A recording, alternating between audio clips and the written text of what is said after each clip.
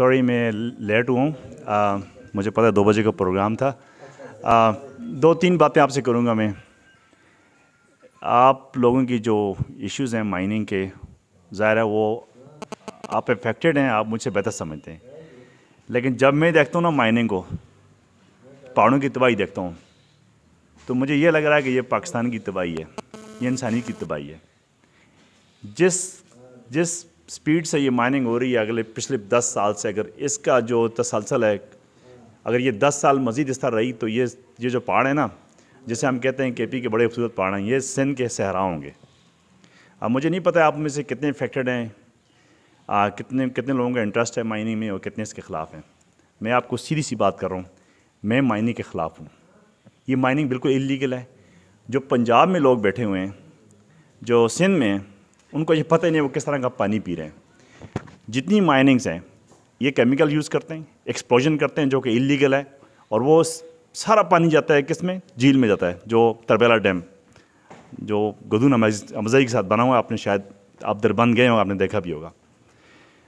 उसके अलावा सिल्टिंग हो रही है, बारिश होती है, सारा जो मतलब चूँकि आप पहाड़ों को जब डिस्टर्बाइज करते हैं तो सिल्टिंग होती है, जो पानी जो बिजली की प्रोडक्शन है वो सिंध जो हमारा तरबेला डैम है इसमें कम होती जाएगी। और फिर एक और बात, जो हमारे इस्लामाबाद में लोग बैठे हुए ना, जो चंदा मांग रहे हैं, भीख मांग रहे हैं दुनिया में जाके डोनर से कि हमें पैसे दो, हमारा 25% पाकिस्तान पानी में तैर रहा है। अभी तो 25% है, 10 साल के बाद इस तरह की बारिश हुई ना तो ये 50% पाकिस्तान पानी में तैर रहा होगा। जब आप अपने पहाड़ तबाह कर रहे हैं, जब आप पत्थर निकाल रहे हैं, और जब आप में इतनी हिम्मत नहीं है कि आप एक बना लो, छोटा सा बंद बना लो। केपी जो है ना एनर्जी का बहुत बड़ा मतलब हब है।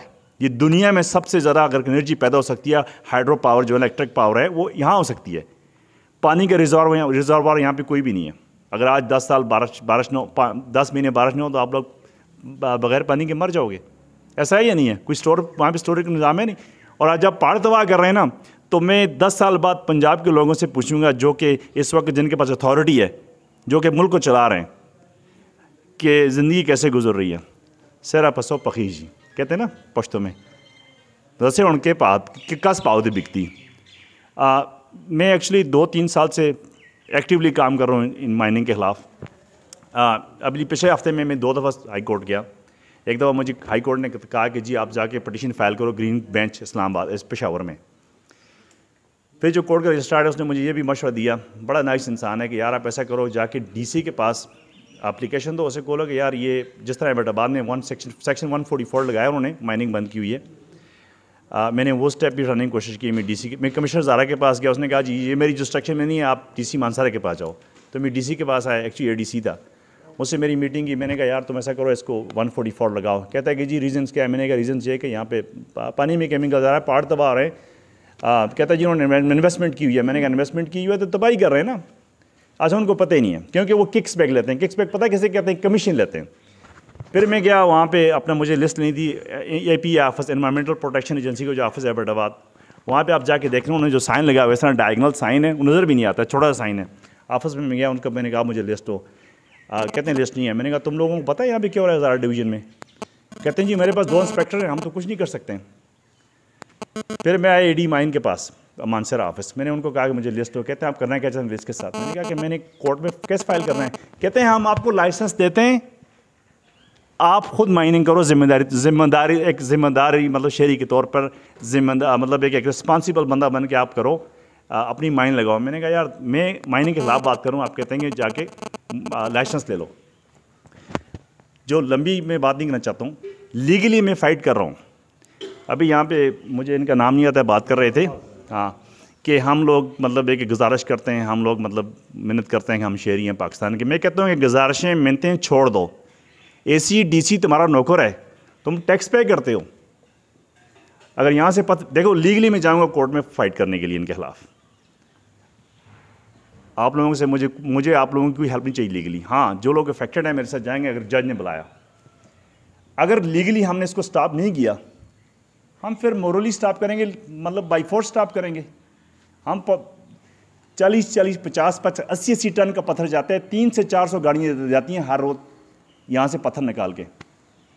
ये पत्थर जो यहाँ से 10 लाख हज़ार का होगा या 1 लाख का होगा, ये इंटरनेशनल मार्केट में जब पॉलिश होकर चाइना इसको बेचता है ना, अमेरिका यूरोप में, तो ये $35 का 1 फुट बिकता है। जो एक पत्थर यहाँ से 1 लाख आप निकाल के बेचते हैं उसको ना, 1 लाख पाकिस्तानी, जो कि $700 बनते हैं या $600 बनते हैं, ये पत्थर जो है ना ये $40,000 $50,000 इसकी कीमत होती है इंटरनेशनल मार्केट में। आप लोगों को क्या मिलता है? कुछ नहीं मिलता है। लीगली फाइट करेंगे। अगर फाइट हमारी कोर्ट ने हमारे साथ दी, जो ग्रीन कोर्ट है, ग्रीन बेंच पेशावर, कोर्ट को चाहिए कि they need to take action. उनको चाहिए यहाँ पे इंस्पेक्टर भेजें, जाके देखें इलाका तबाह हो रहा है। अगर उन्होंने हमारी हेल्प की, हमारी नहीं अपनी हेल्प की, अपनी जानें बचाने के लिए, हम लोग तो सफ़र हो रहे हैं ना, तो फिर तो वेल एंड गुड। इनके ऊपर जिस तरह बटाबाद में 144 लगाया, यहाँ पे बैन होना चाहिए। AC हो गया, DC हो गया, ये जितने भी वो जो ब्रिटिश दौर के मतलब है कि ब्यूरोक्रेट बैठे हुए हैं ना, AC DC जाओ तो बड़े बड़े दफ्तर हैं, ये लोग सारे किक्स बैक ले रहे हैं। मैं ऑन द रिकॉर्ड कह रहा हूँ, 6 बिलियन मुझे बताया जो माइंस वाले हैं, AD माइन के 6 बिलियन रेवेन्यू आता है माइंस का KP में। तो वो 6 बिलियन कहाँ जाता है? और 6 बिलियन क्यों आता है? अगर आप 400 ट्रक रोज़ लेके जा रहे हो, 6 बिलियन क्यों? ये तो कम से कम मतलब है कि एटलीस्ट 100 बिलियन ज़्यादा मतलब है कि टैक्स बनता है, वो कहाँ जाता है? ये सारे मिले हुए हैं। दूसरी बात ये कि ये जो हमारा क्या बोलते हैं उसको, मैं किसी को यहाँ पे क्रिटिसाइज नहीं करने आ रहा हूँ, लेकिन जो इलेक्टेड MPs हैं, मैंने ये लोग भी टैक्स पे लेते हैं। खैर, लीगली हम फाइट करेंगे। अगर लीगली हमें कोर्ट ने रिलीफ दी तो ठीक है, नहीं दी तो फिर हम बाई फोर्स रोड बंद करेंगे। सबसे पहले मैं स्टॉप करूँगा। अगर आप लोगों ने मेरे साथ दिया तो ठीक है, नहीं साथ दिया तो मैं अकेले खड़ा दूँगा रोड पे, लेकिन मैं ट्रक नहीं गुजरने दूँगा, क्योंकि पाकिस्तान तबाह हो रहा है। पाकिस्तान की जो लाइफ लाइन है वो KP है, और जो KP की लाइफ लाइन है वो हमारा पानी है। अगर पानी नहीं होगा, इंसानी ज़िंदगी नहीं होगी। अगर आप लोगों ने वाकई कुछ करना है सोसाइटी के लिए ना, तो ये मिन्नतों वाले काम प्लीज़ छोड़ दो। Stand up. आपको चाहिए आप खड़े हो जाए, मेरी बात को माइंड ना करना।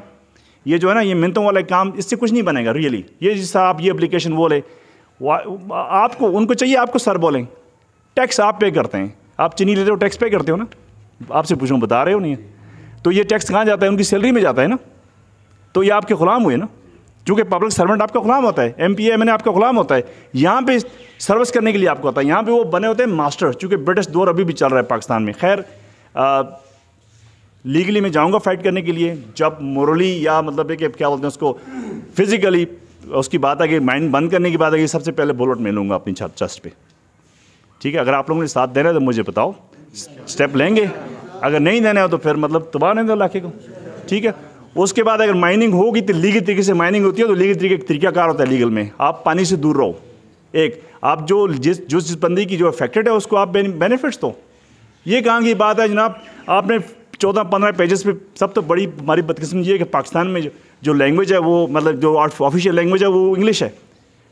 90% लोगों को पता ही नहीं, वो साइन किस चीज़ पे करते हैं, साइन करवा के ले जाते हैं जनाब, और वो उनको 8-10 हज़ार रुपये देते हैं महीने का, ये 1 लाख ये ले लो, और वो करोड़ों रुपये कमाते हैं, जंगलात को भी तबाह करते हैं। अच्छा, ये जो टेम्पर माफिया ने काम स्टार्ट किया ना, डिफॉरेस्टेशन हो रही है।